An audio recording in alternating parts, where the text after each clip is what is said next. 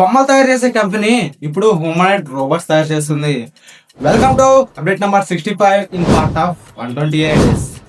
Humanoid robots walker S2 అనే ఒక robot 41 joints తో మనిషి బాడీ పార్ట్స్ లాగా న్యాచురల్ మూవ్మెంట్స్ చేస్తుంది.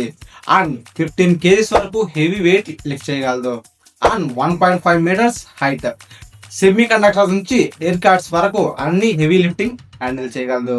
జనవరి 18, 2026 యుబిటెక్ కంపెనీ ఏదైతే చైనీస్ రోబోటిక్ కంపెనీ ఉందో అది ఎయిర్ బస్ అనే ఒక కంపెనీతో ఒక అగ్రిమెంట్ చేసుకుంది. ఎయిర్ బస్ వాల్కర్ S2 అనే ఒక రోబోట్ కొన్నారు ఏవియేషన్ మ్యానుఫ్యాక్చరింగ్ కోసం. అండ్ టెస్టింగ్ వర్క్ చేస్తున్నారు.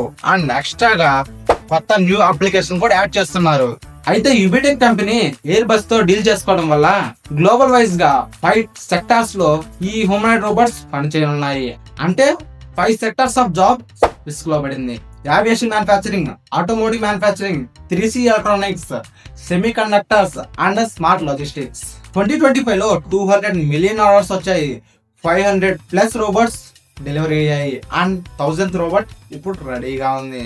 అండ్ 2026 నాటికి 10,000 యూనిట్స్ టార్గెట్.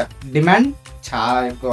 ఒకవేళ ఈ 5 సెక్టార్స్ లో humanoid robots successfully and perfect గా వర్క్ చేస్తే నెక్స్ట్ హ్యూమనాయిడ్ ఇండస్ట్రీలో యుబిటెక్ ముందుంటుంది. అండ్ ఈ హ్యూమనాయిడ్ రోబోట్స్ మీద మీ ఒపీనియన్ ఏంటో కామెంట్ సెక్షన్ లో కామెంట్ చేయండి.